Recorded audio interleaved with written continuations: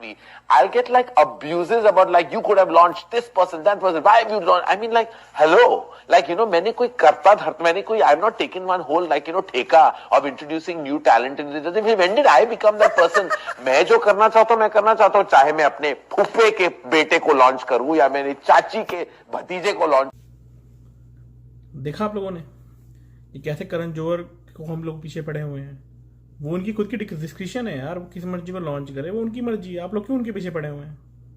जानते हैं करण सर ने बहुत सारे स्टार्स को लॉन्च किया है। सर बहुत सारे लोग ऐसा जानना चाहते हैं कि जब एक्टर्स के बच्चे पैदा होते हैं उसके बाद आप डिजाइन सोचते हैं कि मैं पहुंच जाता हूँ सुबह सुबह पहुंच जाता हूँ, मैं घंटी मारता हूँ कि मैं आ गया हूँ। मेरे सनम की पहली निशानी, मेरे सनम की पहली निशानी, हाथों में डोरा उड़ाता पतंग कोई देखे। अगर उन्होंने बोला भी था तो ये उनकी काबिलियत देखिए आप, कैसे उन्होंने 9 महीने के अंदर एक जो बच्चा उस समय हुआ उसके पैदा होते ही उन्हें पता चल गया कि वो बच्चा जो है वो आगे जाकर एक्टर बनेगा। जैसे कहा जाता है ना कि डॉक्टर के घर बेटा डॉक्टर बनता है या आईएएस का बेटा आईएएस बनता है, तो वैसे ही उनको पता है कि अगर एक्टर के घर बच्चा पैदा हुआ है तो वो एक्टर ही बनेगा। उन्हें उसके टैलेंट के बारे में भी पता है क्योंकि वो उन सराउंडिंग में पैदा हुआ है ना भाई, और फिर सराउंडिंग में ही रहेगा। और ये बात सच्चाई भी है, उन टैलेंटेड स्टार किड्स की एक्टिंग के बारे में जितना कहा जाए उतना कम है। और कुछ टैलेंट है उसके बारे में मैं भी बात करना चाहूँगा, आपको दिखाना चाहूँगा कितना अच्छा टैलेंट है उनका।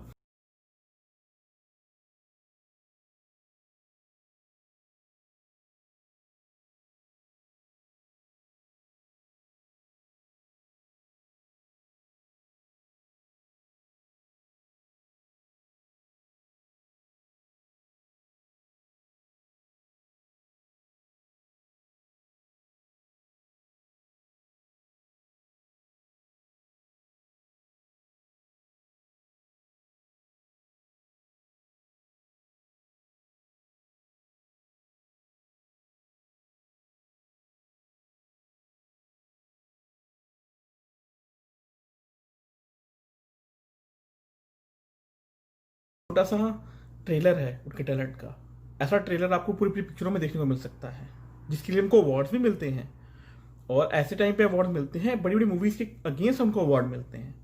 उनसे भी घटिया परफॉर्मेंस जो होती है, जिनको हम लोग बेवकूफ लोग जिनको हम प्रोत्साहन देते हैं कि ये परफॉर्मेंस अच्छी थी, उसके मुकाबले उनकी एक्टिंग ज़्यादा स्ट्रांग है जो हमें पता नहीं होती, जो केवल उस जूरी को पता होती है जो अवार्ड शो को हैंडल कर रही है। और यही नहीं, केवल करण जौहर ही नहीं, एक और इंसान ऐसा है जिसके बारे में मुझे बोला गया कि मैं उनका नाम ना लूं, बट आप खुद समझ जाएंगे।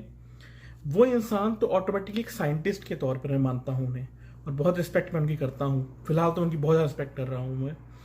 वो एक ऐसे ह्यूमन बीइंग हैं जिन्होंने, कह लीजिए आप, इंडिया की पहली अनमैन्ड व्हीकल बनाई।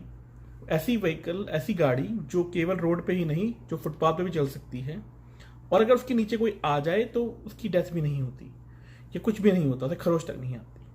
और यही उनकी करामात, केवल एक इसके ऐसी ही नहीं और बहुत करामाती हैं वो इंसान। और ऐसा उसके अलावा अगर मैं इस टॉपिक पे ही बात करूं उनके बारे में, तो उन्होंने बहुत से उभरते हुए कलाकारों को लॉन्च किया है। मैं अगर कुछ नाम लूँ तो सोनाक्षी सिन्हा हुई, आतिया शेट्टी, सूरज पंचोली, साई मांजरेकर, ये कुछ नाम हैं। सोनाक्षी सिन्हा, ये वो छोटे मोटे नाम हैं जो उन्होंने लॉन्च किए। कौन है ये लोग? कौन है ये लोग?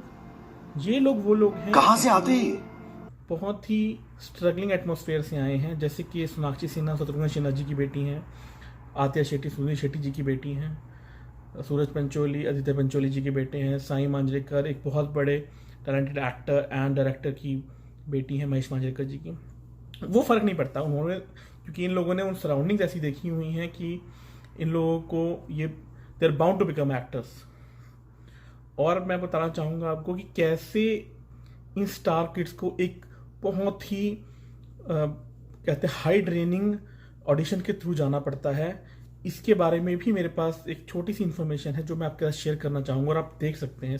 Ananya, did you have to screen test? Yes, I did. Twice actually. I've known Karan all my life growing up, and I was going to go to college actually. I wasn't graduating, and I just went to meet him generally just to ask him if I should go to college or if I should stay back and assist or whatever. And he told me that they're making a film and I should audition for it. So I did, and I auditioned for it twice, and I workshopped with Twice? Puneet. Yeah, and I workshopped with Puneet for a year after that, and yeah, that's the journey. तो ये जो है ये अनन्या पांडे केवल एक होता जो उन्होंने कभी शेयर किया, गलती से हो गया, तो ये उन्होंने स्ट्रगल किया कितना, देखिए आप ऑडिशन को, because he new Karan so he went for the audition.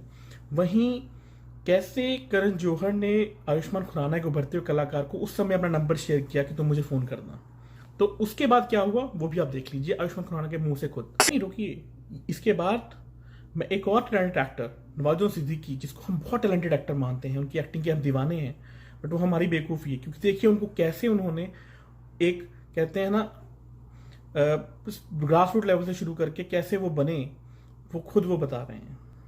तो वहाँ पे एक ही था कि बस सर्वाइवल होता रहे ठीक से, और बाकी काम वाम जो मिलेगा वो तो करते रहेंगे, छोटा मोटा काम, एक सीन दो सीन जो होगा वो करते रहेंगे, क्योंकि बड़ा सीन तो कोई देने वाला नहीं। पहले मैंने टीवी ट्राई किया, टीवी में इतना मुझे ज़्यादा कुछ मिला नहीं, एक दो एपिसोड के काम मिले और फिर नहीं भी मिले, और फिर फिल्मों में ट्राई किया, एक सीन उसमें मिले, तो बस यही था कि एक सीन मिल रहे थे और मेरा काम चल रहा था, और ये सिलसिला कोई 10-11 साल तक चलता रहा।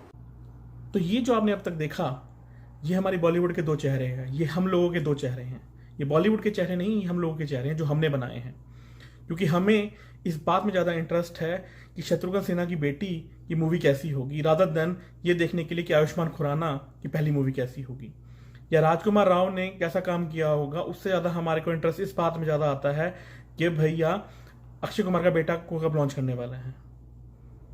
ये तो छोटे मोटे एक निम्न पात्र हैं जिनके बारे में मैंने इस वीडियो में बताया आपको।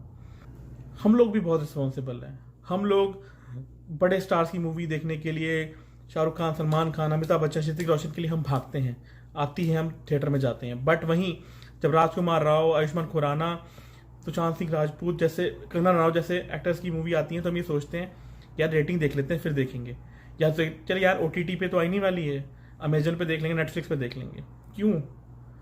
तो कौन इसके लिए जिम्मेदार है? एक रेटिंग अच्छी होने के बावजूद भी एक मूवी का बिजनेस ज़्यादा क्यों नहीं हो पाता? यही हमारी बॉलीवुड की विडंबना है। और अब फैसला आप लोगों को करना है कि आपके लिए टैलेंट क्या है, ये या ये। Thank you.